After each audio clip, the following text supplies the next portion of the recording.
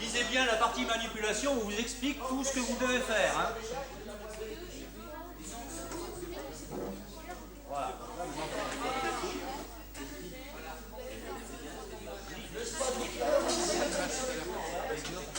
C'est le mouvement vibratoire, il est lent là. Hein. On va l'accélérer un peu. Bon, vous avez réussi à faire osciller le spot.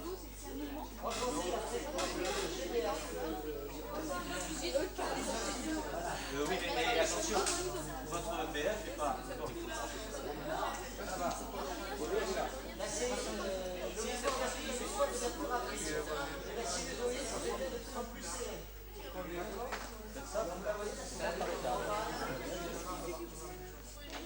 Alors, le réglage du GBF, vous avez fait, comme demandé. Alors, vous reliez la sortie du GBF à la voie B. Alors attention, la sortie, il y a deux bornes. Hein. Donc celle-là doit être reliée à la rouge. Bon, ensuite, supprimez le balayage. Là, le balayage va s'arrêter. Bon.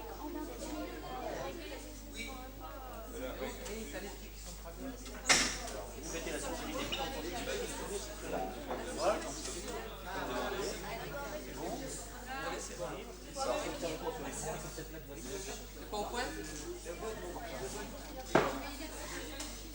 Il doit être branché dans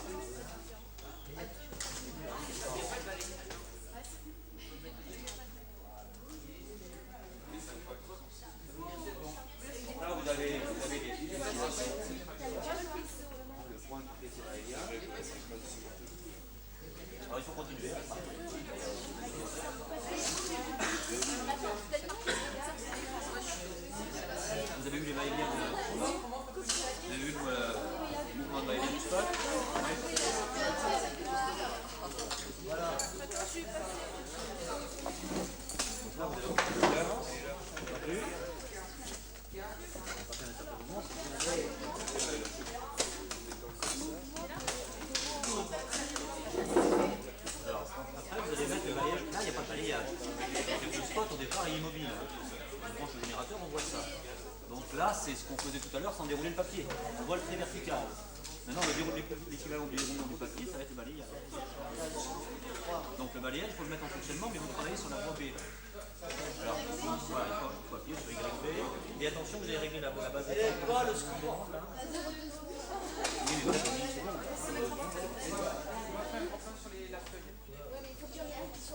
Vous mettez en fait pratiquement au minimum. Là, je peux pouvoir descendre.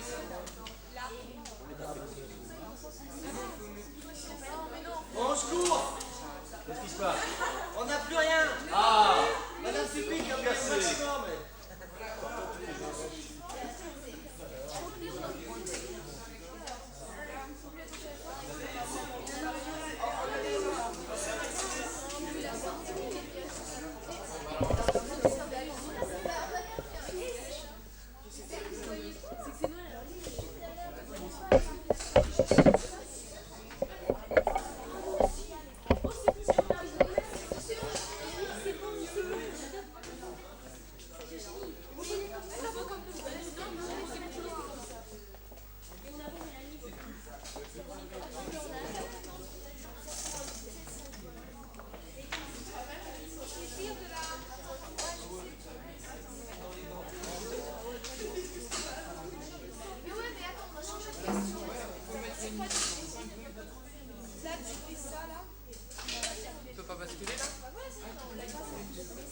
Alors vous y arrivez?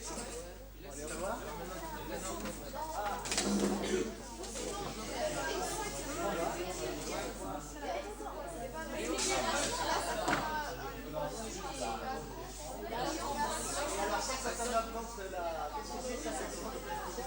On obtient donc une amplitude de... Bon, c'est bon, c'est réglé, hein, pour le côté. Voilà, là, non, le balayage. Ça, c'est l'équivalent de la vibration de tout à l'heure sans dérouler le papier. Hein.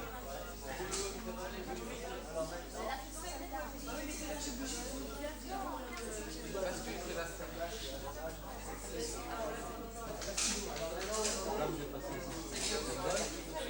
Vous avez vu que le spot allait beaucoup moins haut. Si je tourne encore, c'est rare.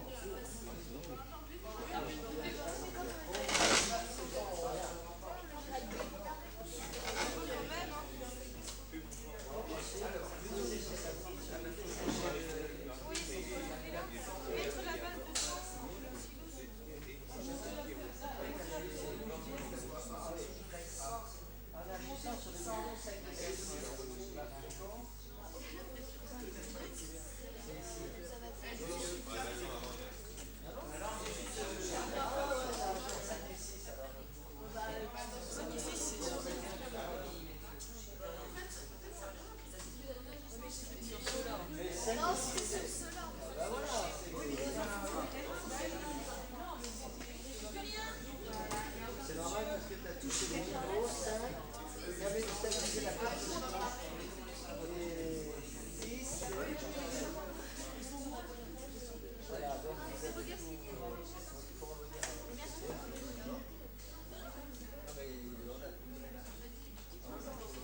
Vous avez un centrage horizontal qui se fait par ici.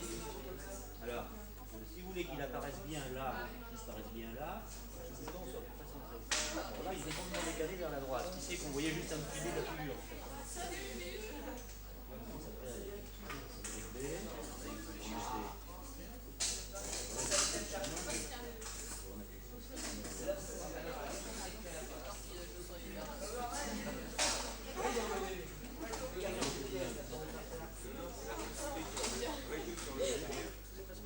Si on a trouvé les... On essaye là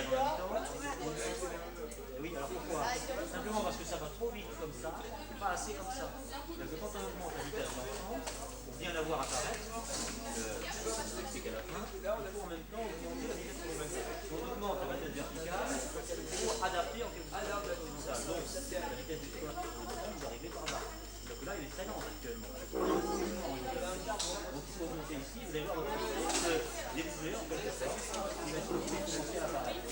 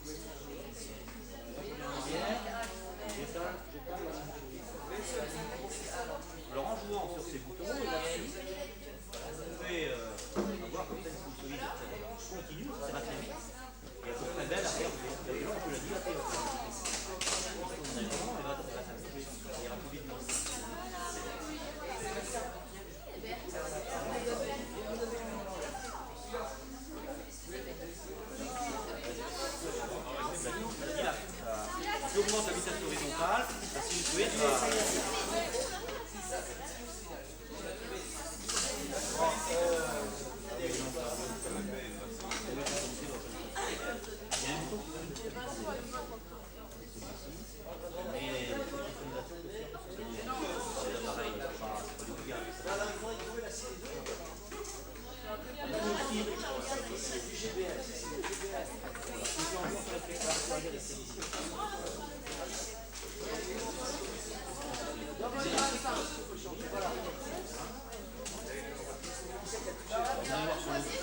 Vous allez voir sur notre voie, on dirait que tu la voir ça.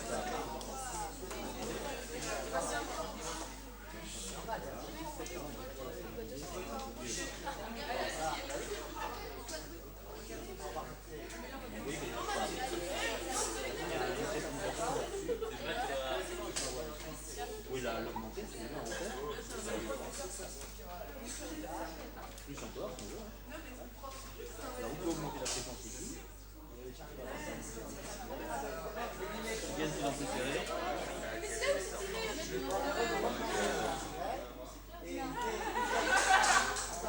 C'est toujours des sinusoïdes, mais plus ou moins ratatiné sur la ligne. Division. Division, c'est les graduations d'écran. Centimètres en fait. Chaque division. 3 divisions, bah, c'est 3 carreaux d'écran. Attends, dans quel groupe tu es? Paul Bernard, oui. il y a un gros plan là. Mais il faut mettre le balai dans fonctionnement. Allez, Ça va.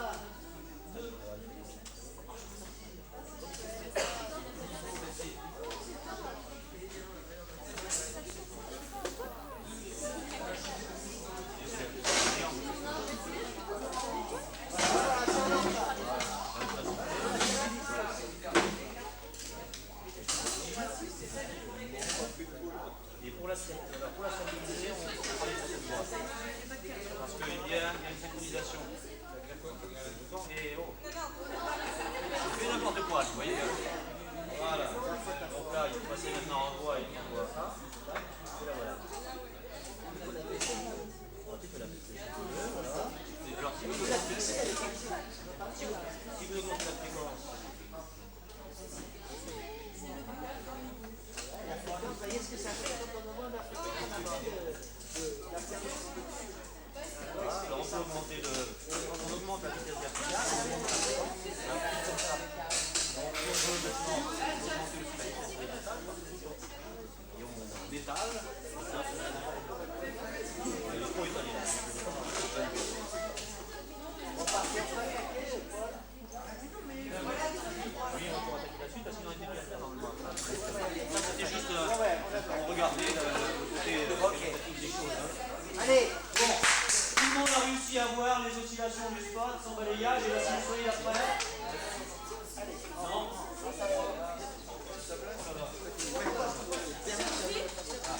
pas maintenant, tout à l'heure.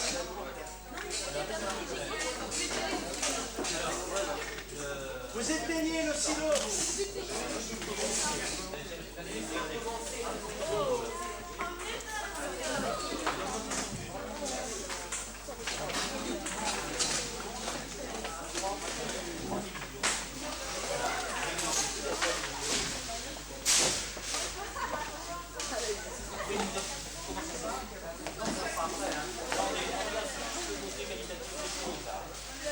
Il y a une deuxième partie du cours de maths et après.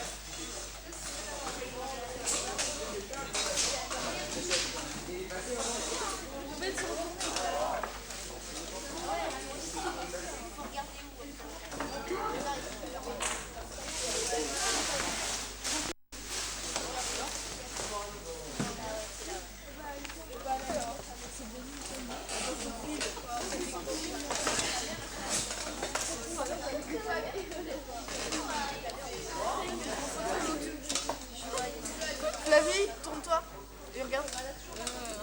La caméra. Alors, maintenant, je vous demande un commentaire. Qui est volontaire, voilà, bien. Écoutez, vous avez vu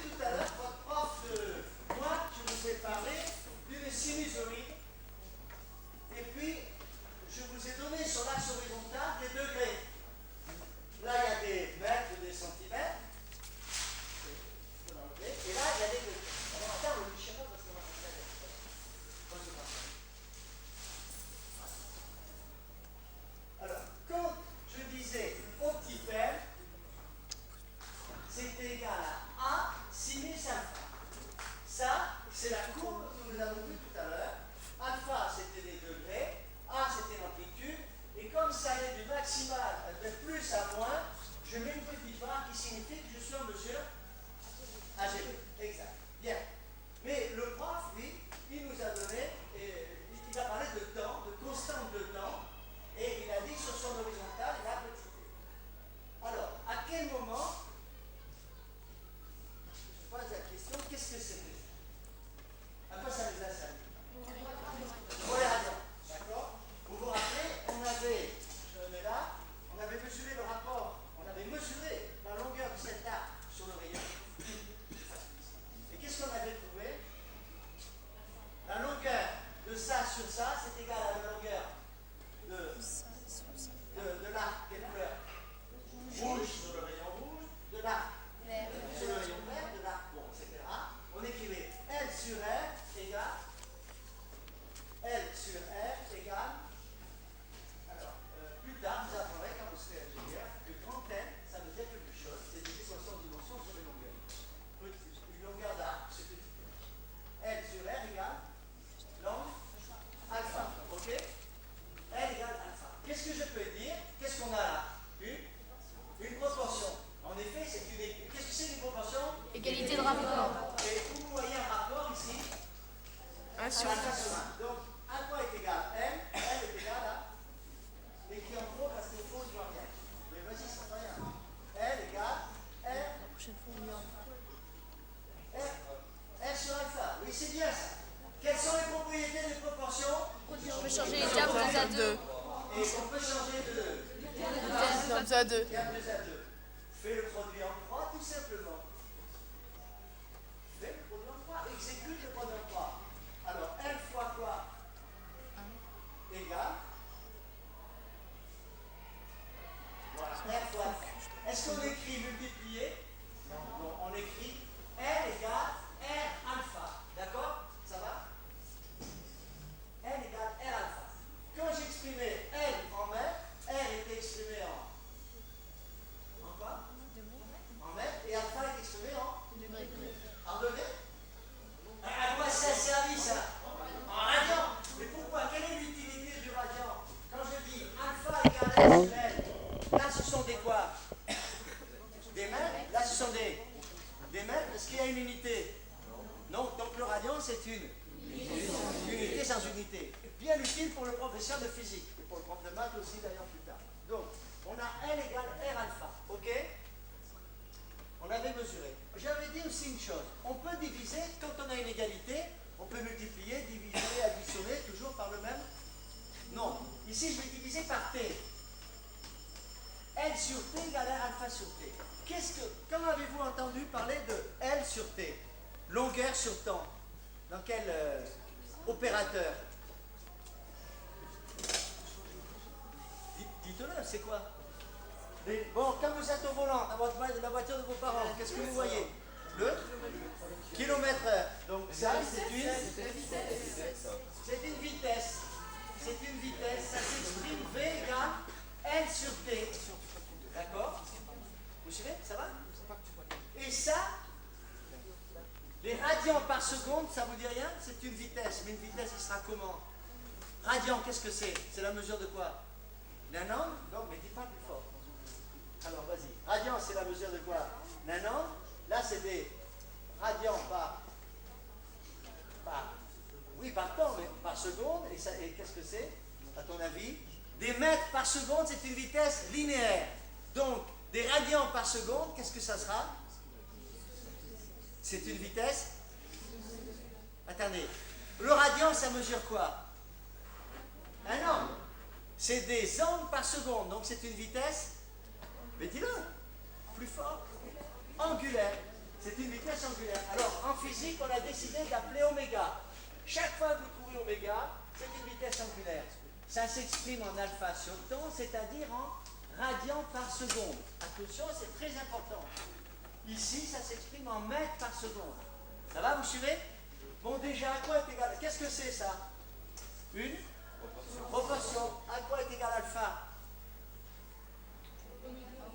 Dis-le. Oméga t. Alpha égale oméga t. Conclusion, ça, comment je peux l'écrire? OM égale A sinus oméga t. Et vous voyez déjà comment mon angle, mon degré s'est transformé en temps. Est-ce que vous suivez? Comment le prof de physique a utilisé la base de temps, une constante temps, etc. Vous suivez? Mais c'est pas fini.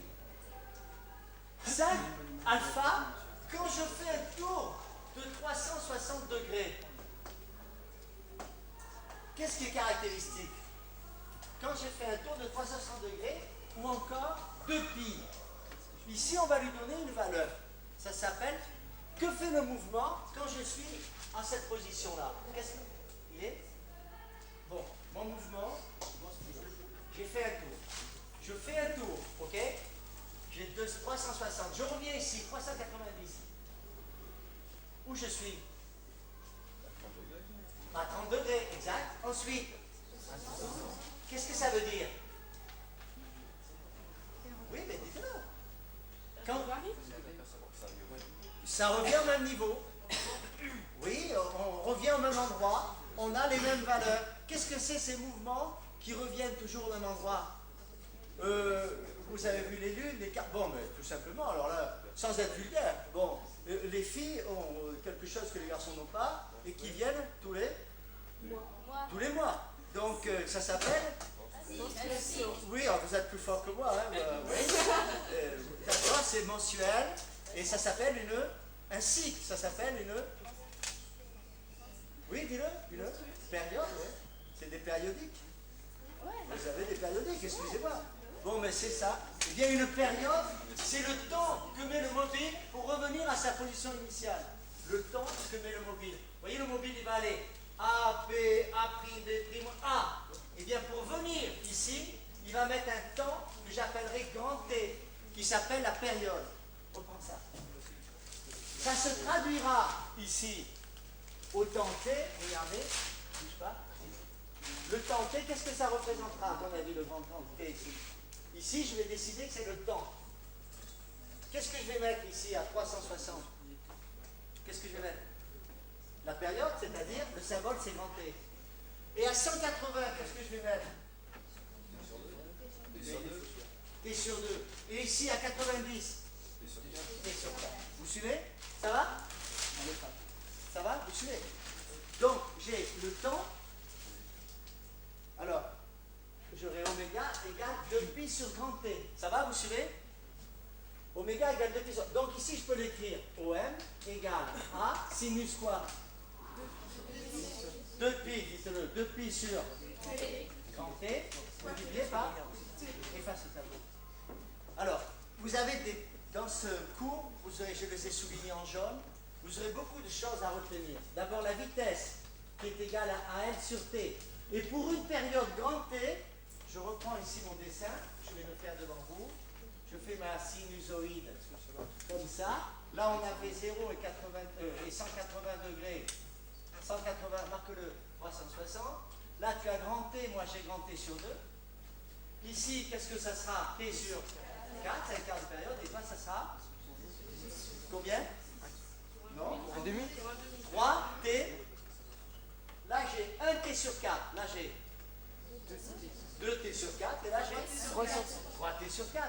Vous voyez la proportionnalité entre 0, 1, 0, 1 demi, 0, 1 quart, 0, 90, 0, 180, 0, 270, 0, 360. À chaque fois, c'est la proportionnalité 1 quart, 2 quarts, 3 quarts. Vous suivez? Sans arrêt de douloureux. Ça, c'est un temps, grand T. Ça, c'est une période. Le mobile met un certain temps pour revenir à sa position initiale. Il est passé par le maximum et le minimum. Le voilà. Il tourne en rond. Il revient. Maxi, 0, mini, 0. Maxi, 0, mini, 0. Et ça, c'est la période. C'est le temps que met le mobile pour revenir à sa position initiale. Vous avez pigé? Vous suivez? Donc, mon équation deviendra une équation en fonction du temps. Et là, je l'appelle, ah oui, quand j'ai fait cette longueur, plus tard vous le verrez, d'ailleurs vous avez déjà vu ça, vous avez lancé des cailloux dans l'eau. Quand vous voyez des cailloux dans l'eau, vous avez des maxi, des minimums, des creux et des bosses. Et ça fait des mouvements circulaires, mais le mouvement est sinusoïdal. Ça, c'est comment ça s'appelle sur l'eau? quand on lance un caillou? Une onde. Ouais, il faut le dire. Une onde. Et ça va être une longueur d'onde. On l'appelle en bas. Mais ça sera pour plus tard. Vous verrez ça en terminale. Par contre, je reprends ici oméga. Oméga égale alpha sur t égale 2pi sur grand T. Vous suivez? Ça, c'est très important. Tu m'effaces ça.